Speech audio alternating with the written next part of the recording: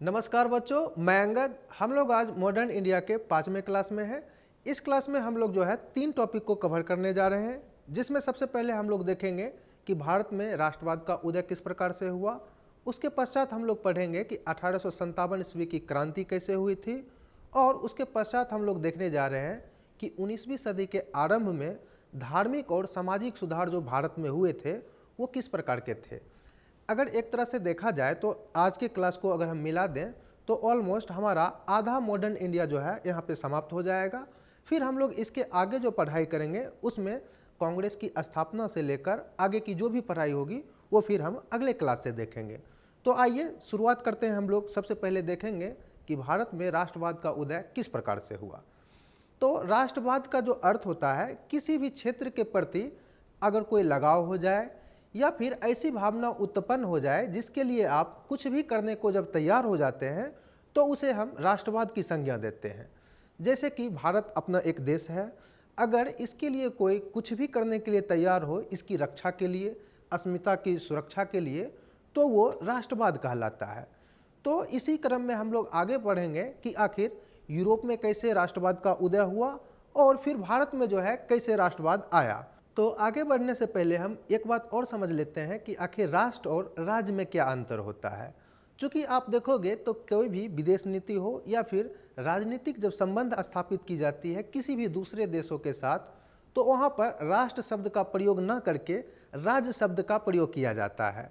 जैसे कि भारत भी एक राज्य है, और जैसे अमेरिका हो या फिर अन्य कोई भी देश हो, जब दो देशों के राजदूत हो या फिर वहाँ पर कूटनीति संबंध स्थापित की जाती है तो वहाँ पर किसी देश का नाम राष्ट्र के रूप में ना लेकर राज्य की संज्ञा दी जाती है। तो इसीलिए हम लोग समझेंगे कि आखिर ये राज्य क्या होता है और राष्ट्र क्या होता है। जैसा कि हम लोगों ने अभी देखा कि राष्ट्र जो है एक इमोशनल अटैचमेंट होता है, यानी लोगों के मन में अगर ऐसा कोई भाव हो अपने आप को एक जैसे जोड़ के रखने का या फिर उस क्षेत्र की रक्षा करने के लिए कुछ भी कर गुजरने का, तो उसे हमने राष्ट्र की संज्ञा दी। लेकिन देखोगे कि राज्य की संज्ञा देने के लिए या फिर किसी भी क्षेत्र को राज्य होने के लिए कुछ शर्तों का होना आवश्यक होता है। इसमें हम कुछ शर्तों की बात करेंगे, जैसे कि 4 जो है मुख्य बिंदु इसमें आते हैं। सबसे पहला ये होता है कि किसी भी क्षेत्र को राज्य घोषित करने के लिए वहाँ पर कुछ जनसंख्या होनी चाहिए। दूसरी बात, वो एक निश्चित भूभाग होनी चाहिए। और तीसरी बात ये होती है कि वहाँ पर एक स्वशासित सरकार होनी चाहिए। और अंतिम जो पॉइंट है उसके लिए जो है संप्रभुता आवश्यक होता है। यहाँ पर अगर हम संप्रभुता की बात करें तो इसका सीधा सा अर्थ होता है जब कोई भी सरकार अपना डिसीजन खुद से ले ले, यानी उसके शासन संबंधी या फिर आंतरिक मामले में जो भी डिसीजन लेना हो तो उसके ऊपर कोई जब बाहरी दबाव नहीं होता है तो उसे हम संप्रभुता कहते हैं। तो हमने ये जो चारों पॉइंट अभी बताया, वो चारों पॉइंट अगर किसी क्षेत्र में लागू होता है तो फिर उसे हम राज्य की संज्ञा देते हैं। जैसे कि एक उदाहरण हम ले भारत को लेकर ही, तो भारत में एक निश्चित जनसंख्या निवास करती है जो कि वर्तमान में लगभग 140 करोड़ के पार हो चुकी है। तो पहला शर्त यहाँ पे पूरा हो रहा है। दूसरा शर्त, भारत की क्षेत्र को लेकर अगर हम बात करें तो उत्तर से लेकर दक्षिण में, चाहे वो कश्मीर हो या फिर कन्याकुमारी हो, और पश्चिम से पूर्व की अगर हम बात करें तो गुजरात से लेकर अरुणाचल प्रदेश का क्षेत्र भारतीय क्षेत्र के तहत आता है। तो ये भी शर्त जो है यहाँ पर पूरा हो जा रहा है। और तीसरी शर्त की अगर हम बात करें स्वशासित सरकार की, तो यहाँ पर भारत सरकार जो है 1947 के बाद से ही जो है कार्यरत है। तो यहाँ पर तीसरा शर्त भी पूरा हो जा रहा है। अगर हम बात करें चौथी शर्त की, संप्रभुता की, तो भारत सरकार अपने आंतरिक मामले में कोई भी डिसीजन लेने के लिए जो है स्वतंत्र है, इस पे कोई बाहरी नियंत्रण नहीं है। तो यहाँ पर हम देखते हैं कि इन चारों शर्तों को यहाँ पर पूरा किया जा रहा है, तो हम इस आधार पर भारत को राज्य की संज्ञा दे सकते हैं।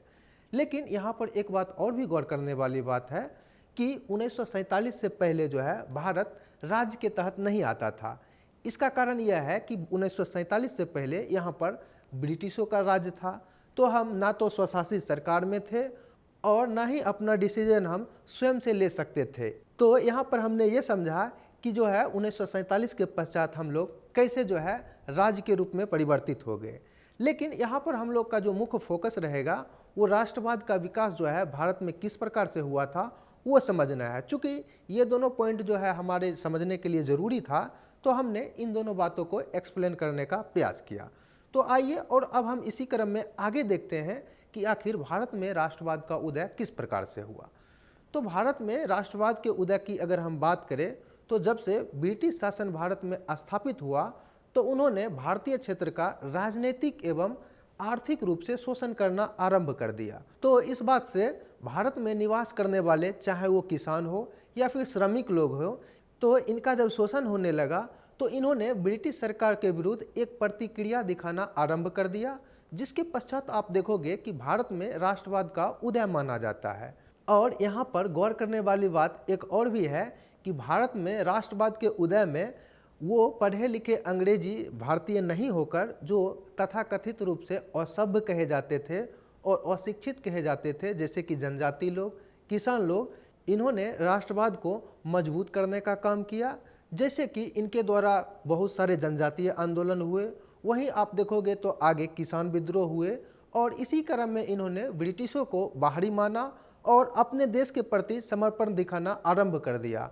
तो इस प्रकार से आप देखोगे कि राष्ट्रवाद का उदय इनके द्वारा जो है शुरू किया गया। अब सवाल उठता है कि आखिर ये राष्ट्रवाद की संकल्पना सबसे पहले आई कहाँ से। तो इस पे अगर आप गौर करोगे तो राष्ट्रवाद का उदय सर्वप्रथम यूरोपीय देशों में हुआ था। चूँकि वहाँ पर जब औद्योगिक क्रांति हुई थी, तो इसके परिणाम स्वरूप वहाँ पर एक नए मध्यम वर्ग का उदय हुआ था, जिन्होंने अपने अधिकारों के लिए वहाँ के राजा से संघर्ष करना आरंभ कर दिया। उसके पश्चात आप देखोगे तो धीरे धीरे जो है उन्हें कुछ अधिकार प्राप्त होने लगे, और वहाँ के जो राजा रजवाड़ा होते थे, उनके अधिकारों में कटौती होना आरंभ हो गया। जिसके पश्चात आप देखोगे कि वहाँ के जो प्रजा हुआ करते थे, अब नागरिक कहलाने लगे, क्योंकि उनके पास अब कुछ ना कुछ अधिकार हुआ करता था, और उन्हें अब लगने लगा कि वो अब जो देश है न केवल राजा और रजवाड़ों का है, बल्कि उनके ऊपर उनका भी कुछ हिस्सा है और उनका भी कुछ अधिकार बनता है। जिस वजह से आप देखोगे कि राष्ट्र प्रेम की भावना वहाँ से उदित होना आरंभ हो जाता है, और वहीं से माना जाता है कि राष्ट्रवाद का उदय हुआ था। लेकिन उसमें जो सबसे बड़ा परिवर्तन हुआ था वो फ्रांसीसी क्रांति में आप देखोगे। चूँकि इस क्रांति के पश्चात स्वतंत्रता, समानता एवं बंधुत्व की नारा दिया गया था, जिसके पश्चात लोगों के अधिकारों में और भी वृद्धि हो गई थी। तो यहाँ से आप देखोगे कि राष्ट्रवाद मजबूत होना आरंभ हो गया था। वहीं इसकी अगर हम दूसरी सबसे बड़ी पॉइंट की बात करें, तो 1838 से लेकर 48 के बीच में जो इंग्लैंड में चार्टिस्ट आंदोलन हुआ था, जिसके परिणाम स्वरूप आप देखोगे कि वहाँ के राजा का अधिकार जनता में कुछ बांट दिया गया था, जिस वजह से आम जनता का लगाव अपने देश के प्रति और भी बढ़ गया था। तो इसके परिणाम स्वरूप आपको देखने को मिलेगा कि कहीं ना कहीं राष्ट्रवाद की भावना और भी ज़्यादा मजबूत होने लगी थी। और जहाँ तक हम बात करें कि आखिर इस राष्ट्रवाद का जो प्रसार जो है भारत में किस प्रकार से हुआ, तो वो आप देखोगे कि जब भारत में अंग्रेजों का शासन स्थापित होता है, तो उन्होंने भारतीयों का शोषण करना आरंभ कर दिया था। लेकिन इसी क्रम में कुछ ऐसा हुआ कि उन्होंने भारतीय लोगों को शिक्षा देना आरंभ कर दिया। तो जब यहाँ के जो शिक्षित लोग थे, उन्होंने इस बात को महसूस करना आरंभ कर दिया कि उनके देश में उनके नागरिकों के लिए कुछ अधिकार विद्यमान है, जबकि उनके द्वारा भारत में ऐसा कोई प्रावधान नहीं किया गया है। तो उन्होंने अपने अधिकार के लिए अंग्रेजों के साथ लड़ना आरंभ कर दिया, यानी उन्होंने संघर्ष करना आरंभ कर दिया। इसके पश्चात आप देखोगे कि धीरे धीरे करके भारत में भी राष्ट्रवाद का फैलाव होने लगा। वहीं अगर भारत में राष्ट्रवाद के विकास की बात करें, तो इसमें सर्वप्रमुख जो है कारक उभर कर आता है कि जब से भारत में प्रेस का विकास हुआ, तो आम जन में जो है ये भावना आने लगी कि हम सब जो है एक हैं, और हमारे ऊपर एक जो है विदेशी शासन स्थापित हो गया है, जो कि ब्रिटिश के द्वारा है। इसके साथ ही हमने जो चर्चा किया कि अंग्रेजों के द्वारा जो भारतीय लोगों को, भले ही मुट्ठी भर भारतीयों को शिक्षा दिया जाने लगा था, तो वो लोग अपने अधिकार से जो है जागृत हुए और उन्होंने अपने अधिकार को पहचानना आरंभ कर दिया। और उसके पश्चात उन्होंने ब्रिटिशों के विरुद्ध जो है एक आंदोलन करना आरंभ कर दिया, जिसके परिणाम स्वरूप आप देखोगे कि धीरे धीरे करके भारतीय राष्ट्रवाद का जो है विकास होने लगा। अगर हम बात करें इसके विकास की सबसे जो है मजबूत पॉइंट की, तो उसमें आपको देखने को मिलेगा कि 1857 ईस्वी की जो क्रांति हुई थी, उसमें उन्होंने एक साथ जो है मिलकर जो है अंग्रेजों का सामना करने का प्रयास किया। तो ये माना जाता है कि भारतीयों के द्वारा ये प्रथम जो है स्वतंत्रता संग्राम की संज्ञा दी जाती है, और इसे हम कह सकते हैं कि इनके द्वारा संगठित होकर एक साथ अंग्रेजों के विरुद्ध जो है संघर्ष करने का प्रयास किया गया था। इसलिए आप देखोगे कि 1857 ईस्वी की क्रांति को प्रथम स्वतंत्रता संग्राम की भी संज्ञा दी जाती है, और ऐसा माना जाता है कि इसी के परिणाम स्वरूप भारत में पहली बार राष्ट्रवाद का जो है व्यापक रूप में प्रसार हुआ था। वहीं अगर हम बात करें भारत में व्यापक रूप से राष्ट्रवाद के प्रसार की, तो उसमें आपको देखने को मिलेगा कि जब भारत में धार्मिक और सामाजिक सुधार आंदोलन हुए थे, तो उसमें जो नीचे तबके के लोग थे उनमें भी कुछ सुधार आया और उनके हक की भी बात होने लगी। तो उन्हें भी ऐसा एहसास होने लगा कि भारत जो है न केवल उच्च जाति या फिर उच्च वर्ण के लोगों के लिए है, बल्कि उनका भी अपना देश है। तो आप देखोगे कि इसके पश्चात धीरे धीरे जो है देश प्रेम बढ़ने लगा। वहीं जब कांग्रेस की स्थापना हुई थी भारत में, तो उसके पश्चात कांग्रेस के द्वारा यह प्रयास किया जाने लगा था कि जो आम जन है उसे भी अपने अधिकारों के लिए लड़ना सिखाया जाए, और इस प्रकार से आप देखोगे कि भारत में राष्ट्रवाद का प्रसार व्यापक रूप से होने लगा। सबसे अच्छा उदाहरण गांधी जी का जब भारत में आगमन होता है और उन्होंने आम लोगों से मिलना आरंभ कर दिया और इनकी राय जानना जब शुरू कर दिया, उसके पश्चात आप देखोगे कि उनके द्वारा जो भी आंदोलन किए जाते थे तो उसमें आम लोगों की भागीदारी बहुत ही बढ़ चढ़ कर ली जाने लगी, और ऐसा उनको एहसास होने लगा ये जो लड़ाई है वो उन सब की है और ये ब्रिटिशों के विरुद्ध लड़ रहे हैं। अगर वो उनसे स्वतंत्र हो जाते हैं तो इनके अधिकारों में वृद्धि होगी और उनके अधिकारों को समझा जाएगा।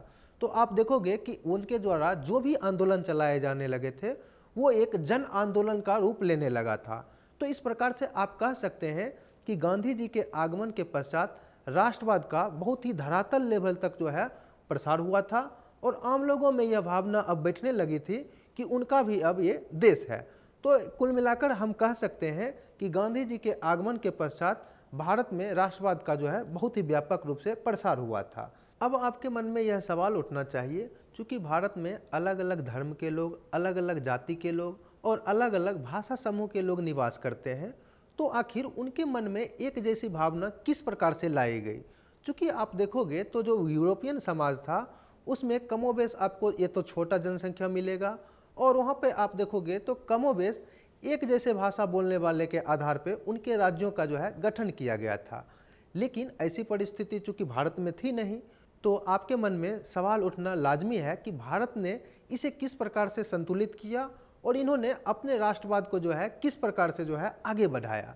तो भारत के सामने नो डाउट चुनौतियां तो थी, और उस समय कोई विकल्प भी नहीं था, क्योंकि आप देखोगे कि जितने भी यूरोपीय देश बने थे उस समय वो लगभग कमोबेश भाषा के आधार पर वो अपने आप को संगठित किए थे। दूसरी तरफ अगर हम बात करें भारतीय परिस्थितियाँ की, तो यहाँ पर हजारों भाषा बोली जा रही थी। वहीं अगर हम बात करें तो यहाँ पर अलग अलग जाति धर्म के लोग निवास कर रहे थे। तो भारतीयों के सामने ये एक बहुत बड़ी चुनौती थी कि आखिर हम अपने आप को एक कैसे जो है रख सके। तो भारत जब स्वतंत्र हुआ था तो उस समय ये एक बहुत बड़ी चुनौती उभर कर आई थी।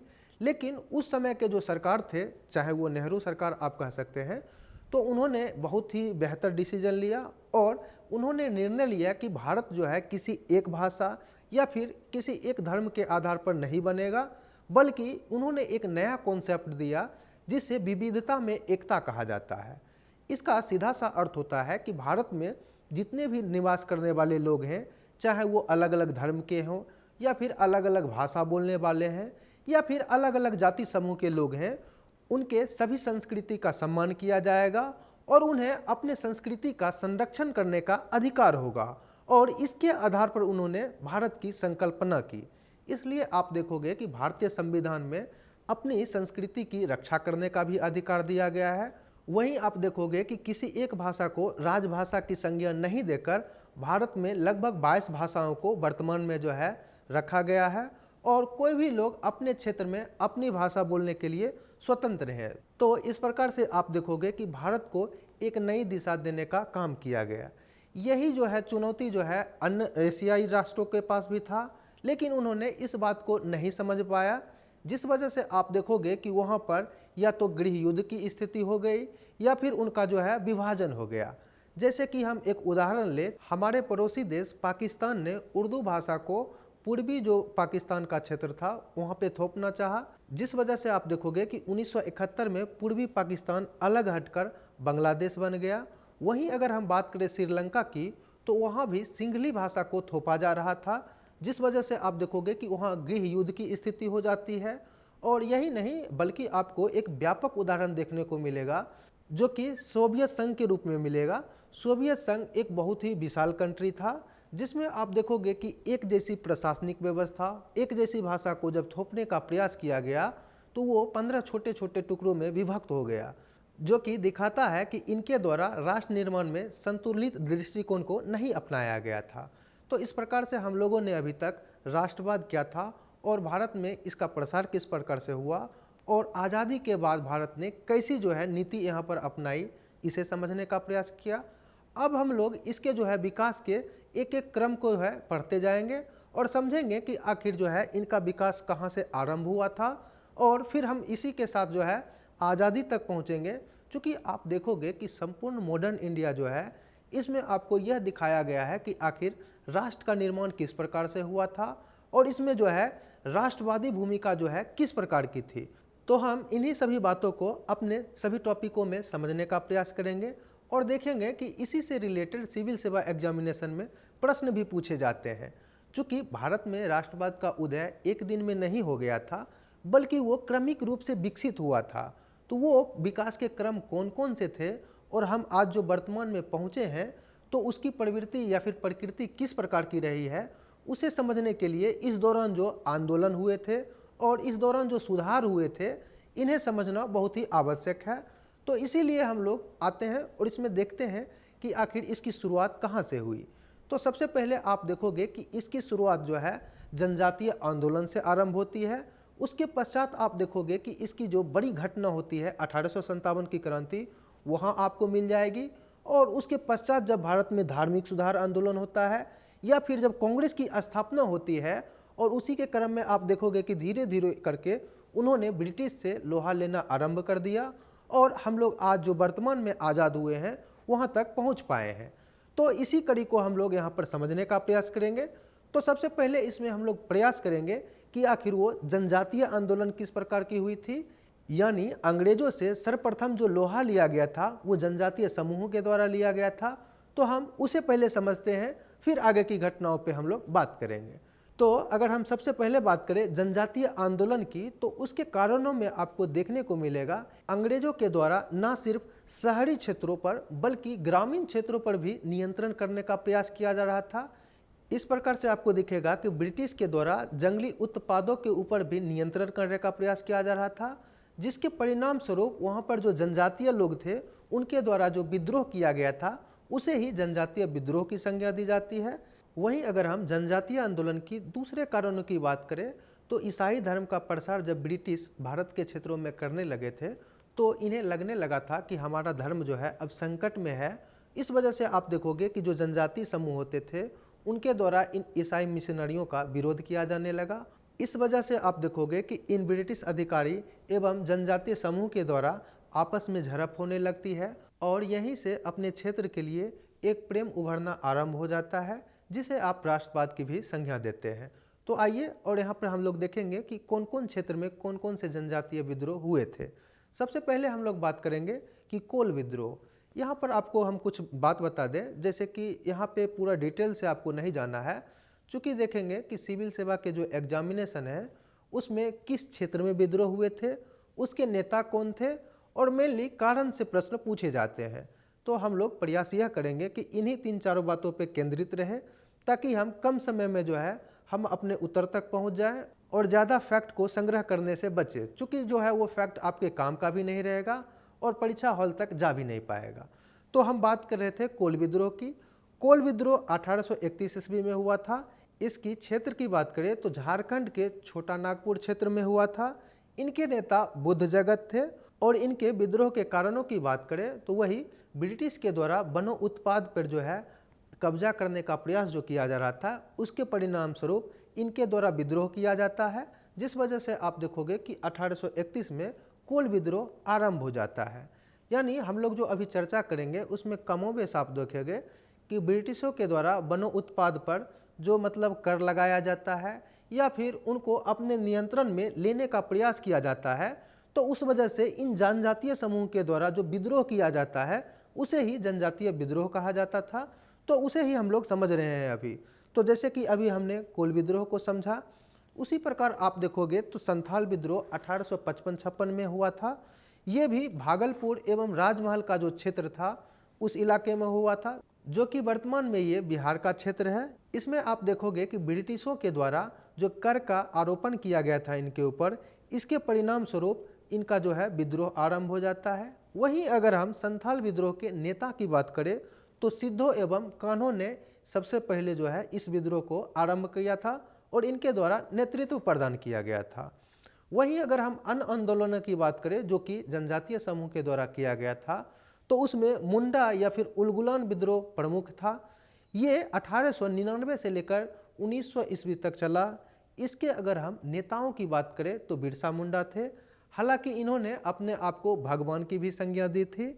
और वही अगर मुंडा विद्रोह के कारणों के ऊपर बात करें तो ब्रिटिश के द्वारा इनके निजी जीवन में हस्तक्षेप और ईसाई धर्म को इनके ऊपर थोपना जब आरंभ किया था, तो इन मुंडा जनजाति समूहों के द्वारा ब्रिटिश सरकार का विद्रोह किया गया।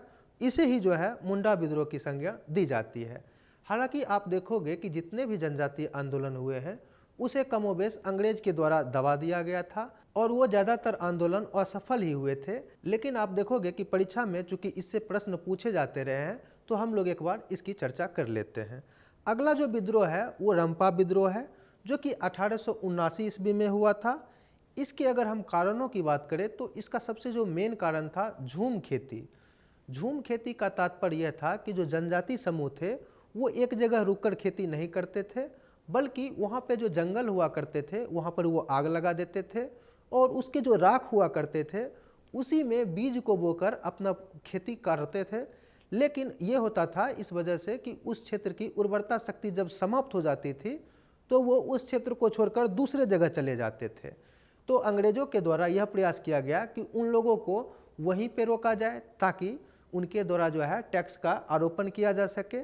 तो इनके द्वारा जो है अब विद्रोह कर दिया जाता है, चूँकि वो सब दिन जो है घूमते रहे थे और जनजातीय लोगों का जो है मेन मकसद होता है कि वनो उत्पाद जो होता है उनके ऊपर ही वो डिपेंड होते हैं और उन्हीं से वो अपना आजीविका का संचालन करते हैं। लेकिन जब अंग्रेजों के द्वारा इनके ऊपर हस्तक्षेप किया जाता है तो उनके द्वारा विद्रोह कर दिया जाता है। अगर हम रंपा विद्रोह के नेता की बात करें तो अल्लूरी सीताराम राजू थे, जिनके द्वारा ब्रिटिशों का विरोध किया गया।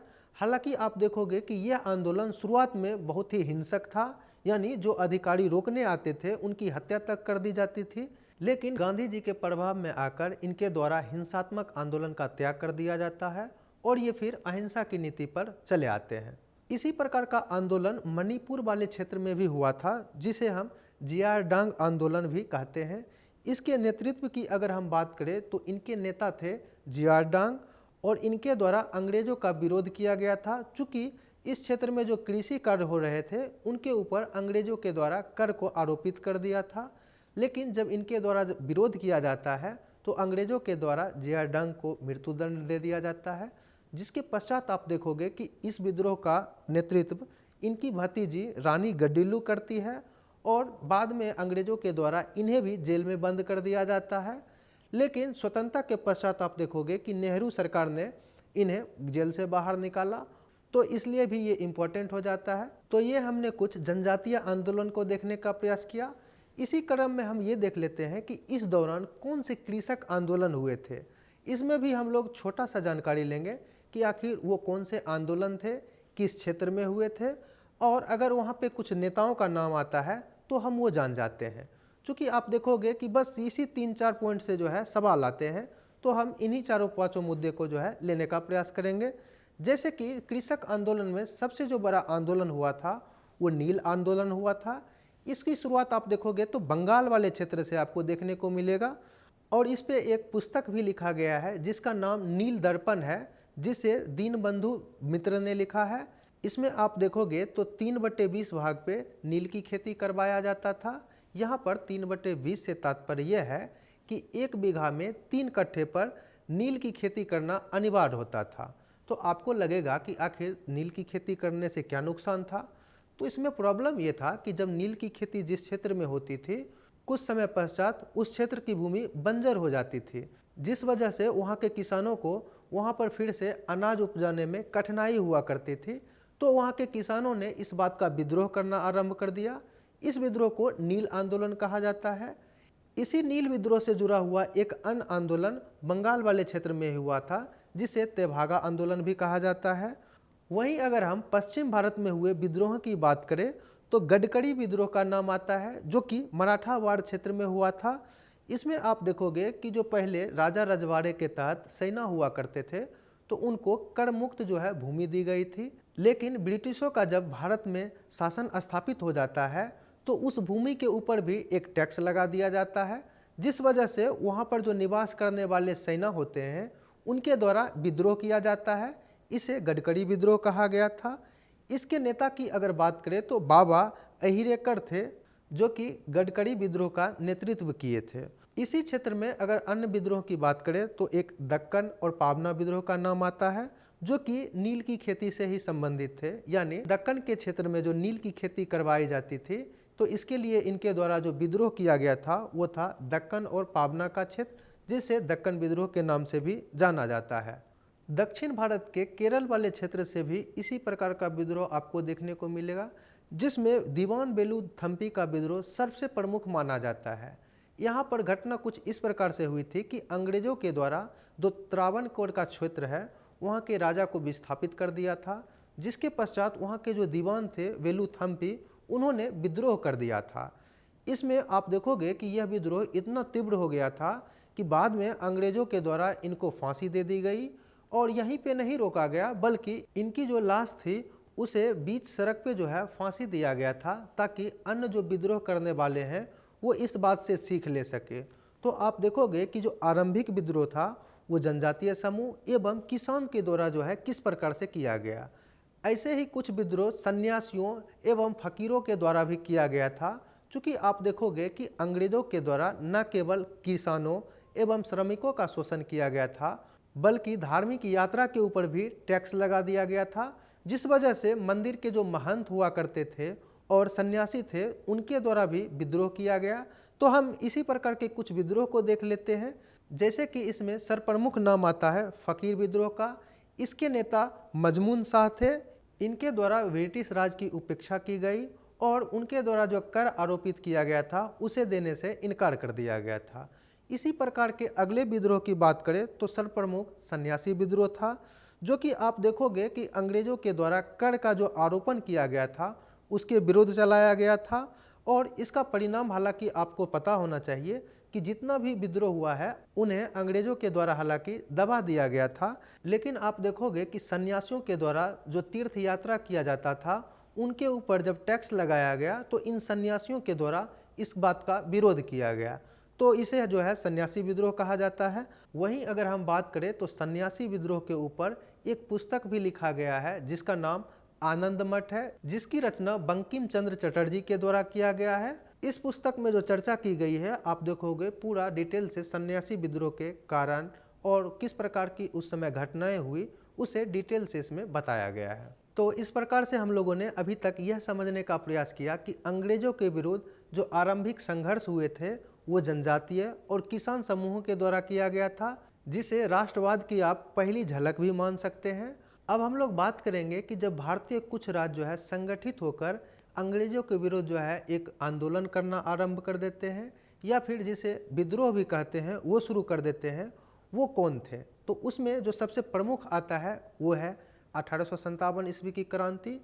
इसके पीछे जो है बहुत सारे कारण थे। सबसे पहले हम लोग इसके कारणों की बात करेंगे, फिर हम लोग देखेंगे कि आखिर क्या ऐसा घटनाक्रम हुआ कि इतने बड़े आंदोलन को जन्म दिया, और उसके पश्चात हम लोग देखेंगे कि 1857 ईस्वी की क्रांति का परिणाम क्या रहा। तो आइए सबसे पहले इसमें बात करते हैं कि 1857 ईस्वी के क्रांति के आखिर कारण क्या थे।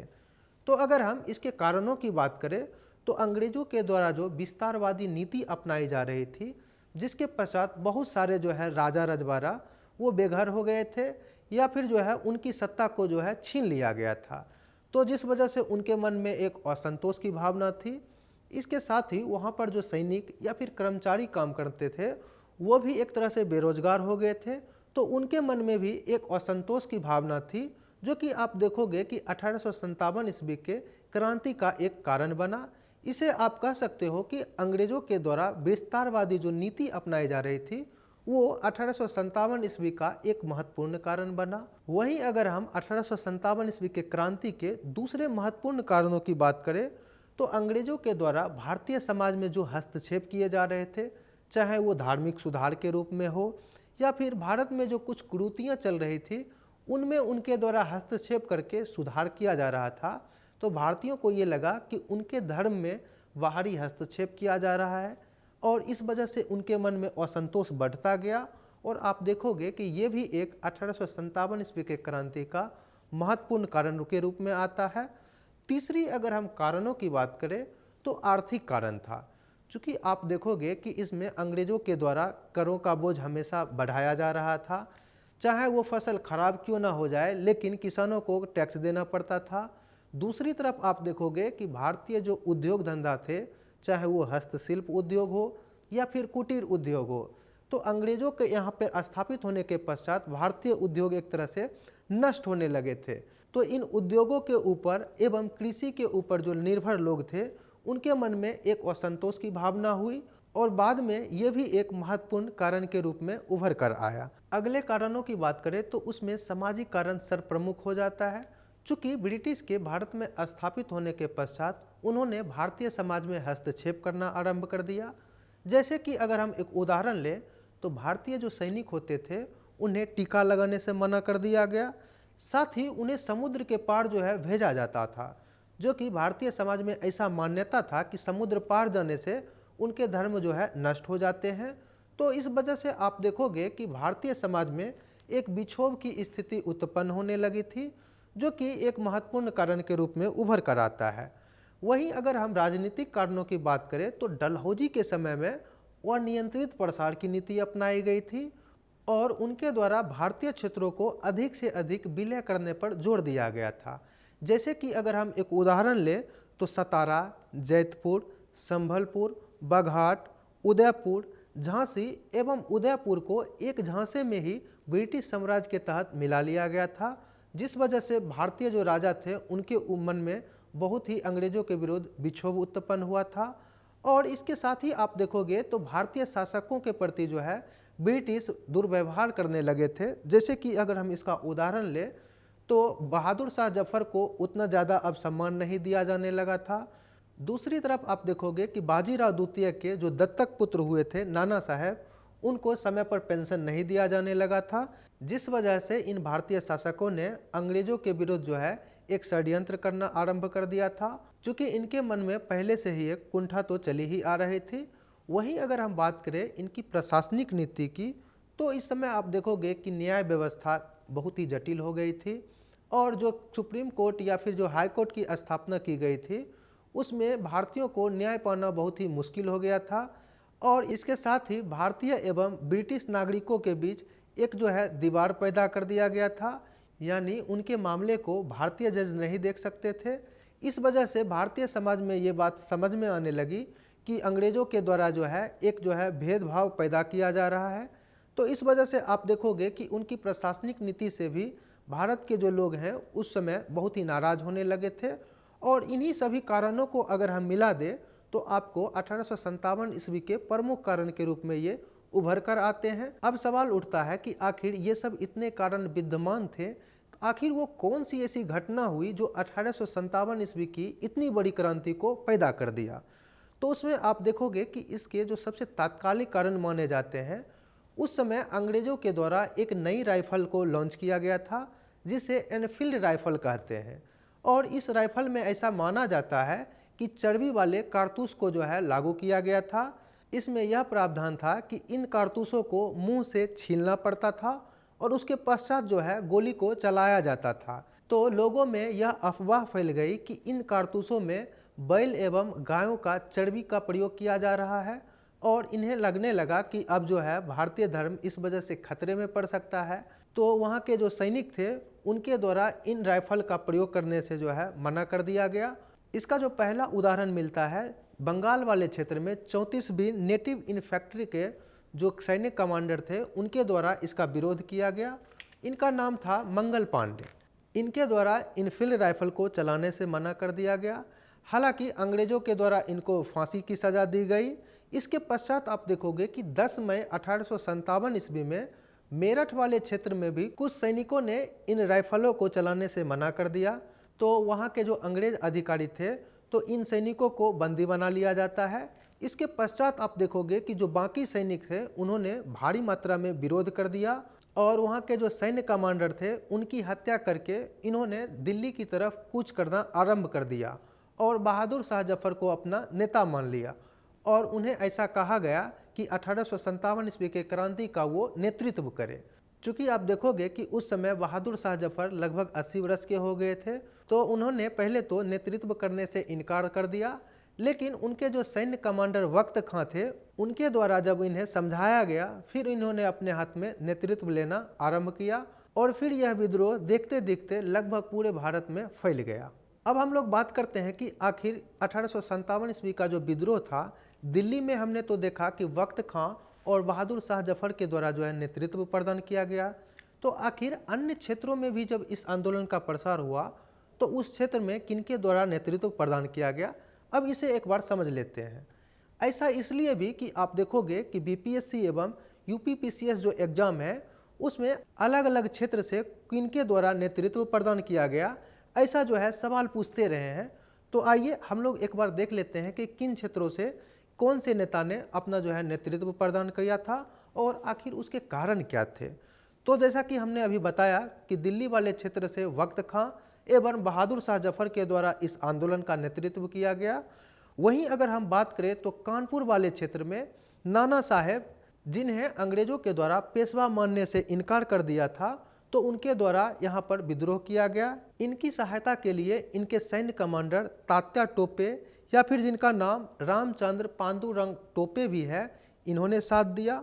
वहीं अगर हम बात करें लखनऊ वाले क्षेत्र से तो बेगम हजरत महल ने अपना नेतृत्व किया था। चूँकि उनके जो नाबालिग पुत्र थे उन्हें अंग्रेजों के द्वारा जो है राजा मानने से इनकार कर दिया था, तो इसलिए उन्होंने जो है अपना विरोध जताया था। वहीं अगर हम बात करें बरेली वाले क्षेत्र से तो खान बहादुर खान ने अपनी भूमिका निभाया था। इसके अगर हम कारणों की बात करें तो उनका जो पेंशन था वो अंग्रेज अधिकारी के द्वारा रोक दिया गया था, तो इस बात से क्षुब्ध होकर उन्होंने भी 1857 ईस्वी के क्रांति में अपनी भूमिका का निर्वहन किया था। सबसे जो इम्पोर्टेंट हो जाता है और बीपीएससी में इससे लगातार प्रश्न पूछे जाते रहे हैं वो है बिहार वाले क्षेत्र से। तो बिहार के आरा में एक जगदीशपुर क्षेत्र है, वहाँ के जमींदार थे वीर कुंवर सिंह। तो उन्होंने इस क्षेत्र से अपनी भूमिका निभाई थी। कारण ये था कि उनकी जमींदारी अंग्रेजों के द्वारा छीन ली गई थी, तो इस वजह से उन्होंने 1857 ईस्वी के क्रांति में जगदीशपुर से अपनी भूमिका का निर्वहन किया था। और एक बात और भी इम्पोर्टेंट हो जाती है झांसी वाला क्षेत्र, चूँकि यहाँ पर रानी लक्ष्मीबाई ने अपनी जो है जोरदार प्रदर्शन किया था और यहाँ तक कि इन्होंने 1857 ईस्वी के क्रांति के दौरान वीरगति को भी प्राप्त किया था। इसका अर्थ यह हुआ कि युद्ध में लड़ते हुए ये मारी भी गई थी, तो ये इम्पोर्टेंट भी हो जाती है। इसके साथ ही अगर हम बात करें तो इनसे रिलेटेड कुछ और भी प्रश्न पूछे जाते हैं, जैसे कि इनके बचपन का नाम क्या था या फिर इनकी मृत्यु कहाँ हुई थी, ऐसे भी रिलेटेड प्रश्न पूछे जाते हैं। तो आइए इनसे रिलेटेड भी कुछ जानकारी इकट्ठा करते हैं। जैसे कि रानी लक्ष्मीबाई के बचपन का नाम था मणिकर्णिका और इनके घोड़े का नाम था बादल, पवन, सारंगी। यानी मूवी में आज भी देखते हैं जो कुत्ते का नाम या फिर डॉग का नाम बादल रखा जाता है, कहीं ना कहीं इसी से प्रेरित था। अब हम बात करते हैं कि रानी लक्ष्मीबाई के बचपन का नाम तो देख लिया, अब हम बात करेंगे इनकी जन्म कहाँ हुई थी, तो ये वाराणसी की थी। वहीं अगर हम बात करें तो इनकी मृत्यु ग्वालियर में 1857 ईस्वी के क्रांति में लड़ते हुए इनकी मृत्यु हुई थी। हम बात करते हैं इसकी ससुराल की, तो वो तो झांसी थी जहाँ की वो महारानी बनी थी। अगर हम अन्य क्षेत्रों की बात करें तो उसमें सर्वप्रमुख एक और आता है, वो है वाराणसी का क्षेत्र। इसमें जो है युद्ध का जो नेतृत्व किए थे उनका नाम था लियाकत अली। तो इस प्रकार से हमने अभी तक देखा कि कौन से अलग अलग क्षेत्रों से किन नेताओं के द्वारा जो है 1857 ईस्वी के क्रांति में अपना नेतृत्व प्रदान किया गया था। इसमें एक बात और भी ध्यान रखने योग्य है कि इन क्षेत्रों में किन अधिकारियों के द्वारा इस विद्रोह को दबाया गया था, वो भी थोड़ा इम्पोर्टेंट हो जाता है। तो हम दो चार ऐसे अधिकारियों के नाम की भी चर्चा कर लेते हैं जिनके द्वारा इन विद्रोहों को दबाने का प्रयास किया गया था और भली भांति दबाया भी गया था।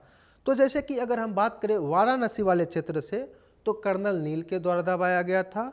वहीं अगर हम झांसी की बात करें तो कैप्टन ह्यूरोज के द्वारा इस आंदोलन को दबाया गया था और इनके द्वारा एक कथन भी कहा गया था रानी लक्ष्मीबाई के लिए कि क्रांतिकारियों में अकेली मर्द थी रानी लक्ष्मीबाई।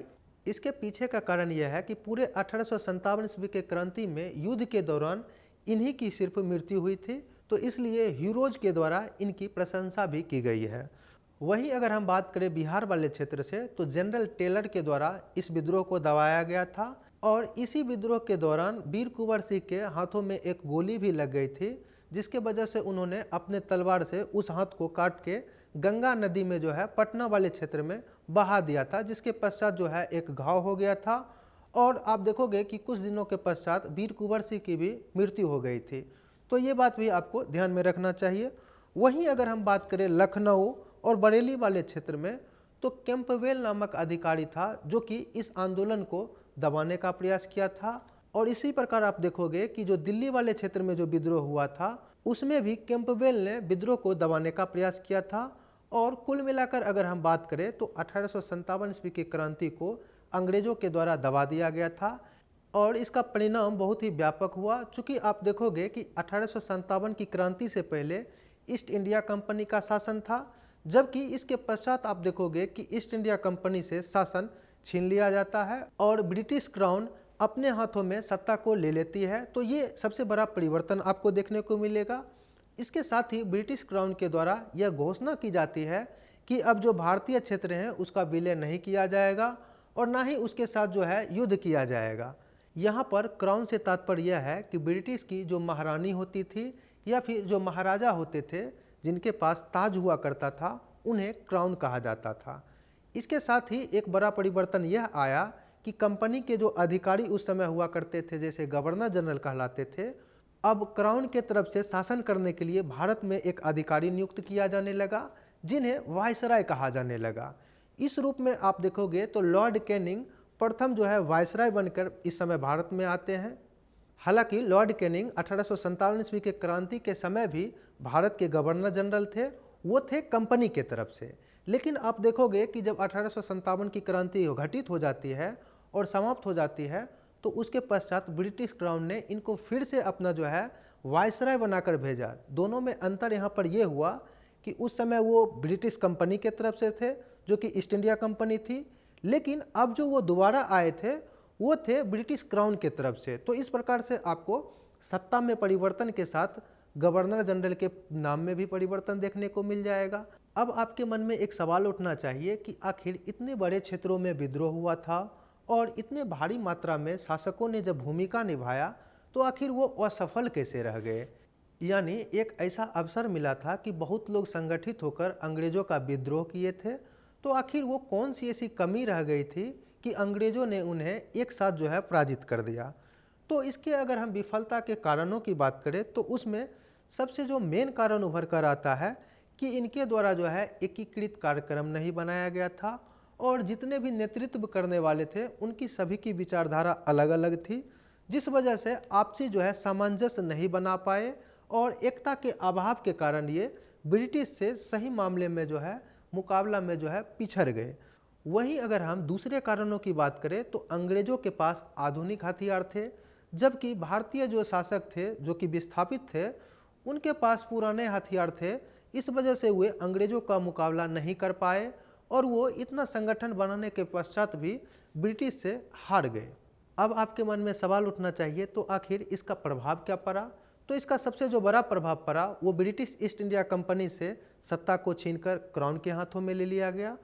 अगर हम दूसरे बड़े प्रभाव की बात करें तो अंग्रेजों के द्वारा अब भारतीय समाज एवं संस्कृति में हस्तक्षेप करने से बचने का प्रयास किया जाने लगा और इसके साथ ही इनके मन में अब ये सवाल उठने लगा कि अगर इसी प्रकार से हिंदू एवं मुस्लिम आपस में एक होते रहेंगे तो उनके शासन को खतरा है। तो इसके पश्चात उन्होंने फूट डालो और राज करो की नीति का आरंभ कर दिया। इसके पश्चात आप देखोगे कि भारत में अंग्रेजों के द्वारा यह प्रयास किया जाने लगा कि हिंदू एवं मुस्लिम को कैसे जो है अलग किया जाए, यानी कभी भी ये दोनों एक दूसरे से जो है मिलकर ना रहे। अगर ये दोनों एक दूसरे से मिलकर रहते हैं तो उनके शासन को जो है खतरा है और उन्हें जल्दी ही भारत से वापस जाना पड़ सकता है।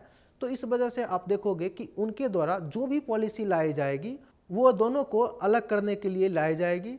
जैसे कि अगर हम बात करें तो 1909 के एक्ट में दिख जाएगा कि मुस्लिम लीग के लिए इनके द्वारा अलग से प्रावधान किया जाएगा। जैसे कि 1919 के एक्ट में हिंदू धर्म में भी इन्होंने विभाजन करने का काम किया। वो आपको दिखेगा कि सिख धर्म को भी अलग से जो है आरक्षण देने का काम किया गया। और आगे तो आपको ये भी दिखेगा कि 1932 में जो है पूना पैक्ट जो हुआ है उसमें आप देखोगे तो इनके द्वारा यह प्रयास किया जाने लगा था कि हिंदू धर्म में भी जो निम्न जाति के लोग हैं उन्हें अलग थलग कर दिया जाए। और इनके द्वारा जो है यह हमेशा से प्रयास किया जाने लगा कि भारत को जो है अलग अलग जाति अलग अलग धर्मों में बांट कर रखा जाए ताकि उनके विरुद्ध जो है कोई बड़ा षड्यंत्र ना हो। तो इस प्रकार से हम लोगों ने अभी तक देखा कि 1857 ईस्वी के कारण क्या थे, परिणाम क्या हुए और इनका जो है प्रभाव क्या हुआ। अब हम लोग बात करेंगे कि 1857 ईस्वी के क्रांति के स्वरूप किस प्रकार के थे। चूँकि आप देखोगे कि इनके स्वरूप से भी कुछ प्रश्न पूछ लिए जाते हैं। हालांकि ये डिबेट का मुद्दा ज़्यादा है, लेकिन फिर भी हम लोग कोशिश करेंगे कि कम से कम इनकी मूल बातों को समझ लें। इस प्रकार से हम लोगों ने अभी तक देखा कि 1857 ईस्वी के क्रांति के कारण क्या थे, परिणाम क्या हुए, किस क्षेत्र से किन लोगों ने अपनी भूमिका का निर्वहन किया। आइए अब हम लोग बात करते हैं कि इनके स्वरूप किस प्रकार के थे। चूँकि आप देखोगे कि सिविल सेवा में बीपीएससी हो या फिर यूपीएससी एग्जाम हो या फिर यूपीपीसीएस हो, इसमें इनके स्वरूप से रिलेटेड प्रश्न पूछे जाते रहे हैं। चूँकि इसमें आप देखोगे तो ज़्यादातर इसमें डिबेटिंग का मुद्दा हो जाता है, लेकिन हमें एक संक्षिप्त जानकारी उपलब्ध करवा लेनी है ताकि अगर ऑब्जेक्टिव में प्रश्न अगर आपको आते हैं तो उसे हम हल कर जाए। अगर आप देखोगे तो मेंस में हालांकि डिबेट से संबंधित पूछा जा सकता है, लेकिन यहाँ पर हमें उसकी कोई ज़रूरत नहीं है। हमें सिर्फ ये जानना है कि किनके द्वारा कौन से वक्तव्य दिया गया था। तो इसमें अगर हम सबसे पहले बात करें बी डी सावरकर की, जिनका पूरा नाम विनायक दामोदर सावरकर है, उन्होंने 1857 ईस्वी की क्रांति को प्रथम स्वतंत्रता संग्राम की संज्ञा दी है। तो ये बात हमें याद रखनी है। वहीं अगर हम बात करें आरसी मजूमदार की, तो इन्होंने इस क्रांति को ना तो प्रथम, ना तो राष्ट्रीय और ना ही स्वतंत्रता संग्राम माना है। वहीं अगर हम देखें टी.आर. होम्स के द्वारा क्या कहा गया है, तो उन्होंने सभ्यता और बर्बरता के बीच का संघर्ष माना है। सभ्य कहे जाने से तात्पर्य है कि इन्होंने ब्रिटिश को सभ्य माना है और भारतीय, चूँकि इन्होंने विद्रोह किया था तो उनको बर्बरता की संज्ञा दी गई है। हालांकि ये सच्चाई नहीं है, ये डिबेट का मुद्दा हो जाता है। हम लोग अगर कभी मौका मिलता है तो जब मेंस पढ़ाएंगे तो उसमें इसका डिटेल से अध्ययन करेंगे और फिर देखेंगे कि कौन सभ्य था और कौन बर्बर था।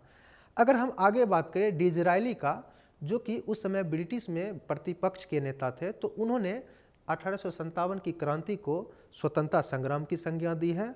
और वही अगर हम बात करें आउटरम टेलर की, तो उनके द्वारा हिंदू एवं मुस्लिम का षड्यंत्र बताया गया है। तो इस प्रकार से हमने देखा कि 1857 के क्रांति का स्वरूप किस प्रकार का था और किनके द्वारा कौन सा वक्तव्य दिया गया है। अब आइए और हम लोग देखते हैं कि 19वीं सदी के आरंभ में भारतीय क्षेत्र में जो सामाजिक और धार्मिक सुधार हुए थे वो किस प्रकार के थे और किनके द्वारा इस प्रकार के सुधार का क्रियान्वयन किया गया, और हम लोग देखेंगे कि आखिर उनके द्वारा कौन से संस्था की स्थापना की गई। सबसे पहले आपको देखने को मिलेगा कि जितने भी सुधार के काम शुरू हुए हैं वो बंगाल वाले क्षेत्र से आपको देखने को मिलेगा।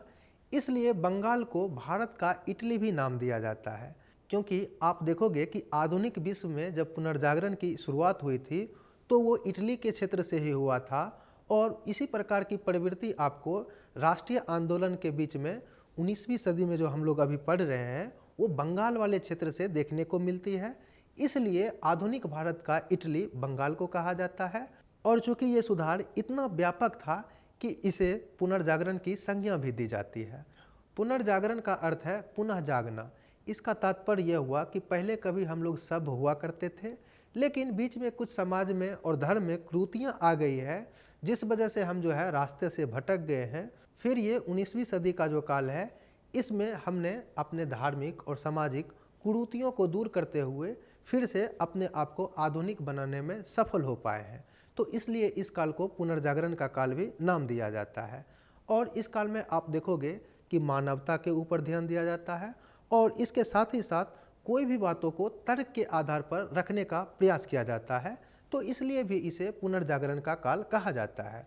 तो आइए और अब हम लोग देखते हैं कि आखिर इस पुनर्जागरण में किन किन लोगों के द्वारा अपनी भूमिका निभाया गया और उनका संबंध जो है किस क्षेत्र से था। तो अगर हम सबसे पहले बात करें तो इसमें राजा राम मोहन राय का नाम सबसे पहले आता है, इसलिए इन्हें पुनर्जागरण का अग्रदूत या फिर पितामह भी कहा जाता है। इनके द्वारा जो भारतीय संस्कृति थी और जो पश्चिमी संस्कृति थी, दोनों की अच्छी बातों को लिया गया और भारतीय जो है समाज में और धर्म में सुधार करने का प्रयास किया गया। इनके द्वारा 1828 ईस्वी में ब्रह्म समाज की स्थापना की जाती है और इसके माध्यम से इन्होंने सती प्रथा, बाल विवाह, विधवा पुनर्विवाह जैसे सुधारों को लागू करने का प्रयास किया गया। इतना ही नहीं बल्कि इनके द्वारा पत्रकारिता के माध्यम से भी अपनी बातों को फैलाने का काम किया गया। इनके पत्रिका का नाम मिरातुल अखबार था, जिसके माध्यम से उन्होंने अपने विचारों को फैलाने का काम किया। इसके साथ ही इन्होंने कुछ कॉलेजों की स्थापना की, जिसमें खासकर स्त्री शिक्षा पर विशेषकर ध्यान दिया। इसी ब्रह्म समाज से जुड़े हुए देवेंद्र नाथ टैगोर और केशव चंद्र सेन थे, जो कि बाद में देवेंद्र नाथ टैगोर और केशव चंद्र सेन के बीच विवाद हो जाने के कारण केशव चंद्र सेन के द्वारा आदि ब्रह्म समाज की स्थापना की जाती है। इसके अगर हम विवादों की बात करें, ब्रह्म समाज में यह नियम लागू किया गया था कि 14 वर्ष से कम उम्र में किसी भी लड़की का विवाह नहीं किया जाएगा, लेकिन केशव चंद्र सेन के द्वारा अपने पुत्री का विवाह 12 वर्ष से कम उम्र में ही जो है कूच बिहार के महाराज के साथ की जाती है, जिसके पश्चात देवेंद्र नाथ टैगोर के द्वारा इसका विरोध किया जाता है और बाद में केशव चंद्र सेन के द्वारा एक अलग समाज की स्थापना की जाती है, जिसे आदि ब्रह्म समाज नाम दिया जाता है। इसी प्रकार की अन्य सुधारों की अगर हम बात करें तो बंगाल वाले क्षेत्र में ही हेनरी विवियन डेडेजियो के द्वारा भी सुधार किया गया था और इन्होंने एक संस्था बनाई थी जिसका नाम यंग बंगाल था, जो कि यंग इटली के तर्ज पर स्थापित की गई थी। आधुनिक अगर यूरोप की बात करें तो उसमें मैजनी नाम के एक व्यक्ति हुए थे जिन्होंने यंग इटली संस्था की स्थापना की थी। तो उन्हीं के तर्ज पर डेडेजियो के द्वारा जो है भारत में यंग बंगाल की स्थापना की जाती है और इनके द्वारा पश्चिमी शिक्षा पर जोर दिया जाता है और इस प्रकार से भारतीय समाज को इन्होंने पुनर्जागृत करने का प्रयास किया और जो अच्छी अच्छी बातें थी यूरोप की, उसे भारतीय समाज में समाहित करने का प्रयास किया गया। इसी क्षेत्र की अगर हम बात करें तो अन्य सुधारकों में बंकिम चंद्र चटर्जी का नाम आता है। इन्होंने भी पश्चिमी शिक्षा अपनाने पर बल दिया और इनकी अगर रचना की बात करें तो आनंद मठ, जो कि सन्यासी विद्रोह पर आधारित है और इनके द्वारा हमेशा से ही स्त्री शिक्षा और भारतीय समाज में जो कुरीति थी उसे दूर करने का प्रयास किया गया। वहीं अगर हम अगले सुधारक की बात करें तो सर्वप्रमुख नाम आता है ईश्वर चंद्र विद्यासागर का। इनके द्वारा 1856 ईस्वी में ब्रिटिश गवर्नर लॉर्ड कैनिंग के साथ मिलकर विधवा पुनर्विवाह एक्ट लाया गया। इन्होंने बालिका शिक्षा पर बहुत ही ज़्यादा ध्यान दिया, जिसके लिए उन्होंने बैथुन कॉलेज और बैथुन स्कूल की स्थापना की। इसके साथ ही इन्होंने एक पत्रिका चलाया था जिसका नाम सोम प्रकाश था, जिसके माध्यम से इन्होंने अपने विचारों को फैलाने का काम किया। वहीं अगर हम बंगाल के क्षेत्र में अन्य सुधारकों की बात करें तो उसमें रामकृष्ण परमहंस का भी नाम आता है, जो कि हिंदू धर्म में उदारता को जो है लाने का प्रयास किया। इनके जो प्रमुख शिष्य हुए उनका नाम नरेंद्र दत्त था, जिन्हें हम स्वामी विवेकानंद के नाम से भी जानते हैं। इनके द्वारा रामकृष्ण मिशन संस्था को स्थापित करने का प्रयास किया गया और इनके माध्यम से हिंदू धर्म में जो कुरीतियाँ थी उसे इन्होंने दूर करने का प्रयास किया। वहीं अगर हम बात करें विवेकानंद की तो इन्होंने भी समाज में व्याप्त जाति, धार्मिक और लिंग के आधार पर जो भेदभाव होता था उनका काफ़ी जो है विरोध किया गया। इसके साथ ही इन्होंने छुआछूत का भी बहुत ही ज़्यादा विरोध किया। इसके साथ ही इन्होंने यह बताने का प्रयास किया कि जो सक्षम लोग हैं उनका कर्तव्य बनता है कि जो गरीब और वंचित लोग हैं उनकी सेवा करें। इनकी अगर हम सबसे बड़ी उपलब्धियों की बात करें तो 1893 ईस्वी में यूएसए के शिकागो में जो धर्म सम्मेलन हुआ था उनमें इन्होंने एक भाषण दिया था और इन्होंने इस सम्मेलन में अमेरिकी भाइयों एवं बहनों के साथ संबोधन को आरंभ किया, जिस वजह से अमेरिकी समाज में इनकी बहुत ख्याति प्राप्त हुई और भारतीय धर्म को इन्होंने ऊंचा उठाने का काम किया। वहीं अगर हम अगले सुधारक की बात करें तो दयानंद सरस्वती का नाम आता है, जिन्होंने 1875 ईस्वी में आर्य समाज की स्थापना की। इनके अगर हम हेडक्वार्टर की बात करें तो लाहौर एवं मुंबई वाले क्षेत्र में इन्होंने आधार बनाकर अपने विचार को फैलाने का काम किया। वहीं अगर हम इसके कुछ नारों की बात करें तो उसमें वेदों की ओर लौटो इन्होंने नारा दिया था, यानी जो आधुनिक समाज और धर्म में जो कुछ कुरीतियाँ थी उसे वेदों के माध्यम से इन्होंने सुलझाने का काम किया।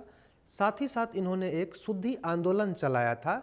इसका तात्पर्य यह हुआ कि जिस हिंदू भाई बहनों ने अपने धर्म को परिवर्तित करके, चाहे वो मुस्लिम हो या फिर ईसाई धर्म में परिवर्तित हो गए थे, उन्हें पुनः हिंदू धर्म में लाने के लिए इन्होंने शुद्धि आंदोलन जो है चलाया था। इनके अगर प्रमुख शिष्य की बात करें तो लाला परमहंस थे। इनका जो प्रमुख योगदान माना जाता है, वर्तमान समय में आप जो डीएवी कॉलेज या फिर डीएवी स्कूल देखते हैं तो लाला हंसराज के द्वारा ही इस डीएवी कॉलेज की संकल्पना की गई और प्रत्येक क्षेत्र में आप देखोगे तो स्त्री शिक्षा पर खास करके जोर दिया गया। और अभी आप देखोगे तो वर्तमान समय में डीएवी जो स्कूल और जो कॉलेज हैं वो शिक्षा के क्षेत्र में बहुत ही योगदान दे रहा है। इस वजह से आप देखोगे कि उत्तर भारत का मार्टिन लूथर भी दयानंद सरस्वती को कहा जाता है। वहीं अगर हम अगले सुधारक की बात करें तो एमजी रानाडे, जिनका पूरा नाम महादेव गोविंद रानाडे था, इन्होंने प्रार्थना समाज की स्थापना की और इन्होंने जाति व्यवस्था का विरोध किया। इसके साथ ही इन्होंने यह प्रयास किया कि स्त्री शिक्षा को कैसे बढ़ाया जाए। इसके साथ ही विधवा पुनर्विवाह को ज़्यादा से ज़्यादा हो, इसके लिए इन्होंने लोगों को मोटिवेट किया। अगले सुधारक की अगर हम बात करें तो उसमें सर्वप्रमुख दो केशव कर्वे का नाम आता है, जिन्होंने महिला कल्याण और विधवा शिक्षा पर बहुत ही ज़्यादा जोर दिया। इसके साथ ही उन्होंने विधवाओं के लिए कुछ आश्रम का निर्माण करवाया ताकि वहाँ पर जो है वो शिक्षा को ग्रहण कर सके। इसमें आप देखोगे कि 1906 में इनके द्वारा सर्वप्रथम महिला विश्वविद्यालय की स्थापना की गई ताकि वो भी शिक्षा प्राप्त करके समाज में अपनी अच्छी भूमिका का निर्वहन कर सके। अगले अगर हम सुधारक की बात करें तो बहराम जी मालावाड़ी का नाम आता है, जिन्होंने महिला अधिकारों के लिए जोर शोर से आवाज़ उठाया और इसके साथ ही इनके द्वारा बाल विवाह का बहुत ही ज़्यादा विरोध किया गया था। तो इस प्रकार से हम लोगों ने देखा कि 19वीं सदी के आरंभ में किस प्रकार के जो है समाज सुधार और धार्मिक सुधार आंदोलन चलाए गए थे। तो ये अभी तक हम लोगों ने जो देखा वो हिंदू धर्म से संबंधित सुधार थे। अब हम लोग बात करते हैं कि आखिर मुस्लिम धर्म में जो है कौन से आंदोलन चलाए गए थे उनके समाज और धार्मिक सुधार के तहत। तो उसमें सर्वप्रमुख जो नाम उभर कर आता है वहाबी आंदोलन का। इसके नेता जो थे उनका नाम शाह वली उल्लाह था, जिनके समर्थक सैयद अहमद बरेलवी थे। इन्होंने इस्लाम धर्म में सुधार करने के लिए ये आंदोलन को चलाया था। इस आंदोलन को पुनरुत्थानवादी आंदोलन भी कहा जाता है, चूँकि इनका जो मुख्य फोकस था कुरान, हदीस, इजमा, कयास आदि के आधार पर अपने धर्म में परिवर्तन लाना, इसलिए इन्हें पुनरुत्थानवादी भी कहा जाता है। वहीं अगर हम मुस्लिम धर्म में अगले सुधारवादी आंदोलन की बात करें तो अहमदिया आंदोलन था। इनके द्वारा यह प्रयास किया गया था कि आधुनिक शिक्षा मुस्लिम समाज ग्रहण करे और इसके साथ ही उद्योग एवं तकनीक में अपना जो है ज्ञान अर्जित करे ताकि उनके द्वारा समाज में व्यापक भूमिका का निर्वहन किया जा सके। इनके द्वारा पश्चिमी शिक्षा का समर्थन किया गया। इसके साथ ही अगर हम इनके नेताओं की बात करें तो मिर्ज़ा गुलाम अहमद ने इस आंदोलन को नेतृत्व प्रदान करने का काम किया। अगर हम अगले आंदोलन की बात करें तो उसमें सबसे जो मुख्य आता है सैयद अहमद खान का आंदोलन, जिसे अलीगढ़ आंदोलन भी कहा जाता है और सैयद अहमद खान को नाइटहुड की भी उपाधि दी गई थी। इनके द्वारा भी पश्चिमी शिक्षा को जो है समर्थन दिया गया। शुरुआत में आप देखोगे तो सर सैयद अहमद खान के द्वारा हिंदू एवं मुस्लिम एकता पर विशेष बल दिया गया था। इन्होंने हिंदू एवं मुस्लिम को भारत की दो आंख की संज्ञा दी थी।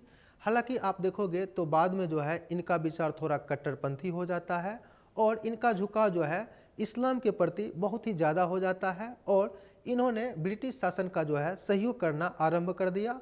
चूँकि इनका बाद में यह मानना हो जाता है कि जब तक हम ब्रिटिश शासन का सहयोग प्राप्त नहीं करेंगे तब तक जो है हम समाज में और प्रशासन में अच्छी भूमिका को नहीं निभा पाएंगे। अगले मुस्लिम सुधार आंदोलन की बात करें तो उसमें देवबंद आंदोलन का नाम आता है, जिनके नेता मोहम्मद कासिम थे। इनके द्वारा भी हदीस एवं कुरान की शिक्षाओं का प्रचार किया गया और इनके द्वारा पश्चिमी शिक्षा का विरोध किया गया। वही अगर हम बात करें सिख धर्म में धार्मिक सुधार की तो उसमें सर्वप्रमुख नाम आता है कूका आंदोलन की, जिसका नेतृत्व भगत जवाहर मल के द्वारा किया गया।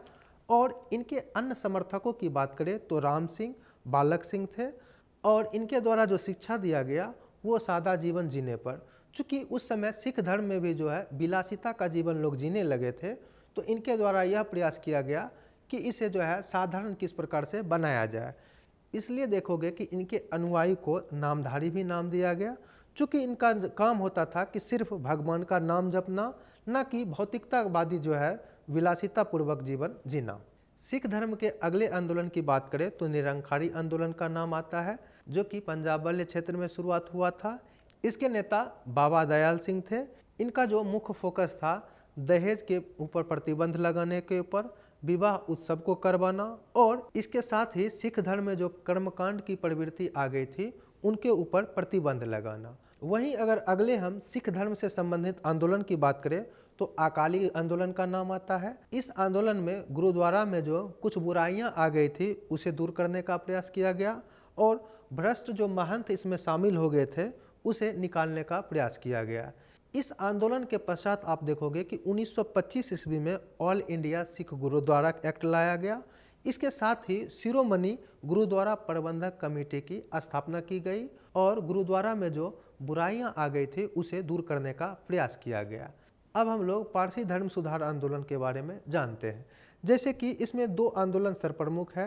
पहला सेवा सदन, जो कि बहराम जी एम मालावाड़ी के द्वारा किया गया था, और दूसरा जो आंदोलन है उसे रहनुमाई मजदियासन का नाम भी दिया जाता है, जिसमें दादा भाई नौरोजी फरंद जी के द्वारा जो है इस आंदोलन को लाया गया था। इसका मुख्य जो उद्देश्य था वो लड़कियों की विवाह की आयु बढ़ाना था और इसके साथ ही जो है शिक्षा के ऊपर बल देने से था। तो ये था पारसी धर्म में जो सुधार हुए थे उनसे रिलेटेड आंदोलन। अब हम लोग देखते हैं कि आखिर निम्न जातीय जो आंदोलन हुए थे वो कौन कौन से थे। तो उसमें सर्वप्रमुख जो नाम उभर कर आता है वो ज्योतिबा फुले का आता है, जिन्होंने सत्यशोधक समाज की स्थापना की थी 1873 ईस्वी में। इनके द्वारा यह प्रयास किया गया था कि निम्न जाति जो समाज था उनमें छुआछूत जो होता था उनको किस प्रकार से दूर किया जाए, और इसके साथ ही इन्होंने जाति समानता को स्थापित करने का प्रयास किया गया। इनकी प्रसिद्ध जो पुस्तक है उनका नाम दीनबंधु एवं गुलामगिरी है, जिसके माध्यम से इन्होंने अपने विचार को फैलाने का काम किया। वहीं अगर हम अगले निम्न जातीय आंदोलन की बात करें तो नारायण गुरु का नाम सर्वप्रमुख आता है, जो कि केरल वाले क्षेत्र में प्रसिद्ध हुए। इन्होंने यह प्रयास किया कि दलितों को शिक्षा देकर भारतीय प्रशासन एवं शासन में भागीदारी निभाना आरंभ कर दिया जाए, ताकि इनके साथ जो जातिगत भेदभाव होता है इसे दूर किया जा सके। अगले निम्न जातीय आंदोलन की बात करें तो एक आंदोलन था जिसे जस्टिस आंदोलन का नाम दिया जाता है। इस आंदोलन में यह प्रयास किया गया था कि दक्षिण भारत में ब्राह्मण वर्ग का जो वर्चस्व था उसे संतुलित किया जाए, और साथ ही साथ इनके द्वारा यह प्रयास किया गया कि जो निम्न जाति के लोग हैं उन्हें भी प्रशासन में भूमिका निभाने के लिए अग्रसित किया जाए।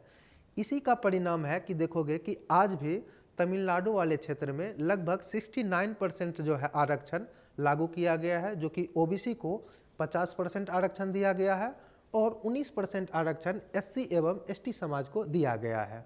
इसी क्षेत्र में निम्न जातीय आंदोलन की बात करें तो ईवी रामास्वामी नायकर के द्वारा जो है ब्राह्मणवादी विरोध में ही जो है एक आंदोलन चलाया गया था, जिसे आत्मसम्मान आंदोलन के नाम से जाना जाता है।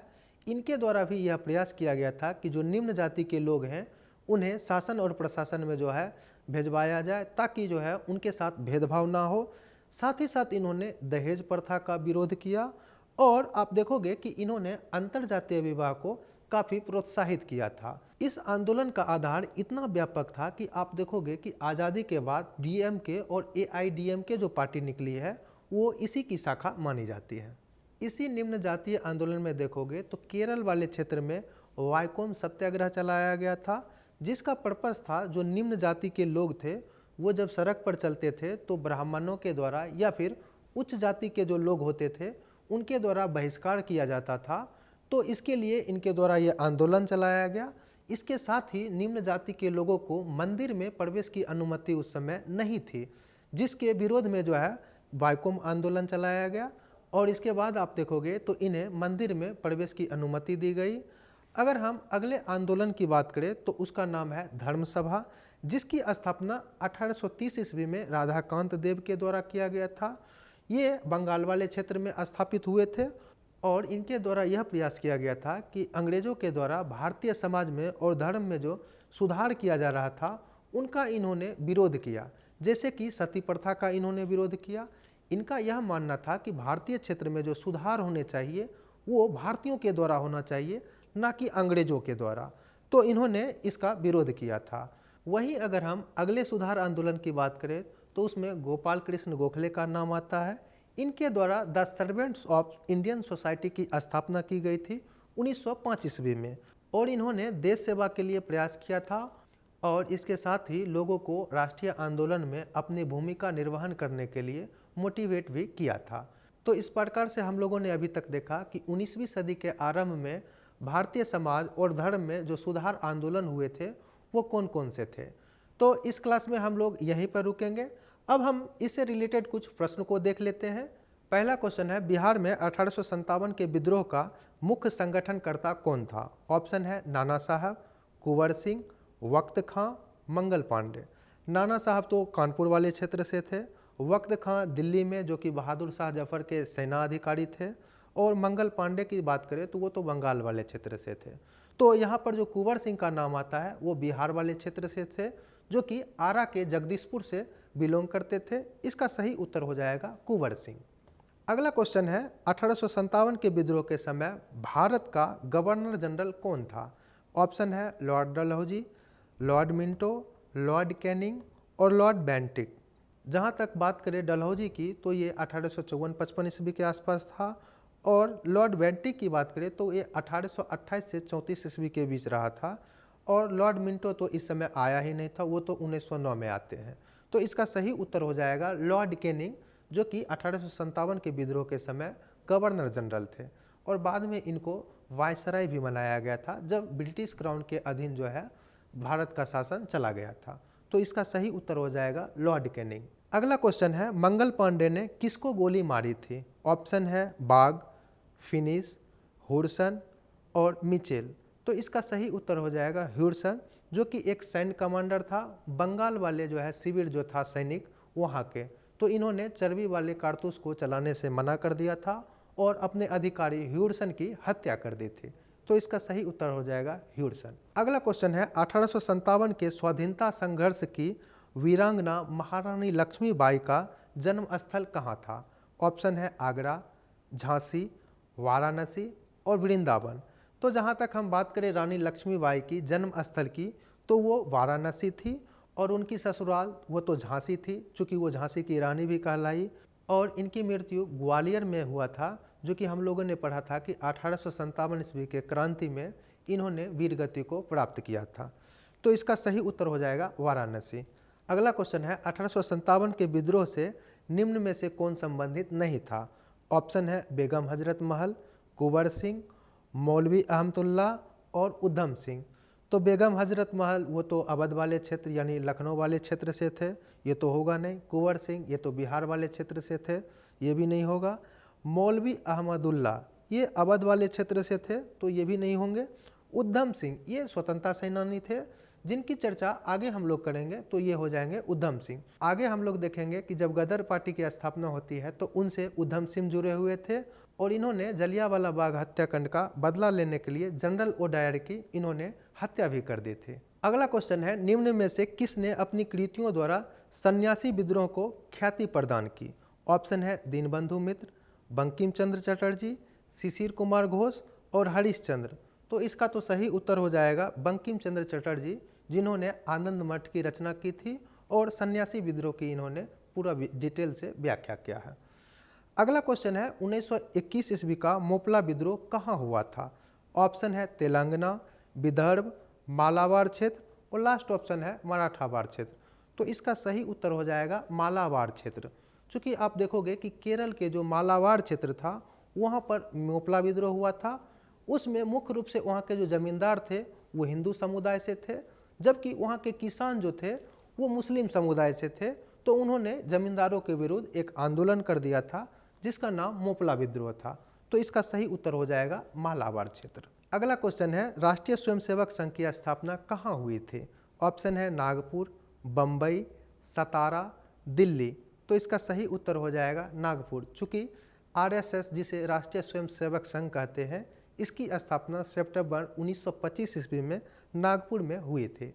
इसका जो मुख्य उद्देश्य था वो हिंदू धर्म में अनुशासन लाना और इन्हें प्रशिक्षित करना। तो इसका सही उत्तर हो जाएगा नागपुर। अगला क्वेश्चन है निम्न में से किस संगठन ने शुद्धि आंदोलन का समर्थन किया था? ऑप्शन है आर्य समाज, ब्रह्म समाज, देव समाज और लास्ट ऑप्शन है प्रार्थना समाज। तो इसका सही उत्तर हो जाएगा आर्य समाज। चूँकि हम लोगों ने देखा था कि दयानंद सरस्वती के द्वारा शुद्धि आंदोलन चलाया गया था, जिसमें उन्होंने प्रयास किया था कि जो धर्मांतरित हिंदू थे उन्हें पुनः अपने धर्म में वापस लौटाया जाए। अगला क्वेश्चन है विधवा पुनर्विवाह अधिनियम इनमें से कौन से गवर्नर जनरल के काल में लागू किया गया था या फिर पास हुआ था? ऑप्शन है Lord Bentinck, Dalhousie, Canning, Lawrence. तो इसका सही उत्तर हो जाएगा कैनिंग। चूँकि 1856 ईस्वी में ईश्वर चंद्र विद्यासागर के प्रयास से कैनिंग ने विधवा पुनर्विवाह एक्ट को लागू किया था। चूँकि अगर आप देखोगे बेंटिक के द्वारा तो 1829 ईस्वी में सती प्रथा का अंत हुआ था, तो ये तो होगा नहीं। वही अगर हम बात करें डलहौजी जो ऑप्शन में दिया हुआ है, तो इनके द्वारा कन्या भ्रूण हत्या और नरबलि प्रथा का अंत किया गया था, तो ये भी तो होगा नहीं। तो इसका जो सही उत्तर हो जाएगा वो हो जाएगा लॉर्ड कैनिंग, जिन्होंने 1856 ईस्वी में विधवा पुनर्विवाह एक्ट को लागू किया था। तो इस प्रकार से हम लोगों ने अभी तक देखा कि भारत में किस प्रकार से राष्ट्रवाद का उदय हुआ और उसकी पहली अभिभूति जो है हमें जनजातीय आंदोलन के रूप में हुई। इसके साथ ही हम लोगों ने देखा किसान आंदोलन और निम्न जातीय आंदोलन जो है वो किस प्रकार के हुए। इसके बाद हम लोगों ने देखा कि इसकी जो सबसे बड़ी अभिव्यक्ति हमें मिलती है वो 1857 ईस्वी के क्रांति के रूप में मिलती है। और लास्ट में हम लोगों ने देखा कि इन सभी प्रेरणाओं से शिक्षा लेते हुए और भारतीय समाज एवं धर्म में जो कुछ कमियां थी या फिर जिसे हम कह सकते हैं कुछ हद तक बुराइयां थी, उसे पश्चिम से सीखते हुए और इसके साथ ही हमारे जो धर्म ग्रंथ वेदों की सही व्याख्या से शिक्षा लेते हुए इनमें सुधार किया गया। तो इस क्लास में हम लोग यहीं पे रुकेंगे। अगले क्लास में हम लोग बात करेंगे कि किस प्रकार से कांग्रेस की स्थापना हुई और इसी के साथ हम लोग देखेंगे कि कांग्रेस ने राष्ट्रीय आंदोलन में अपनी भूमिका किस प्रकार से निर्वहन किया। तो यह था हमारा आज का क्लास। अगले क्लास में हम लोग फिर से मिलते हैं। तब तक के लिए धन्यवाद। अगर हमारा वीडियो आपको अच्छा लगे तो लाइक और सब्सक्राइब करना ना भूलें। साथ ही साथ अपने दोस्तों को शेयर जरूर करें।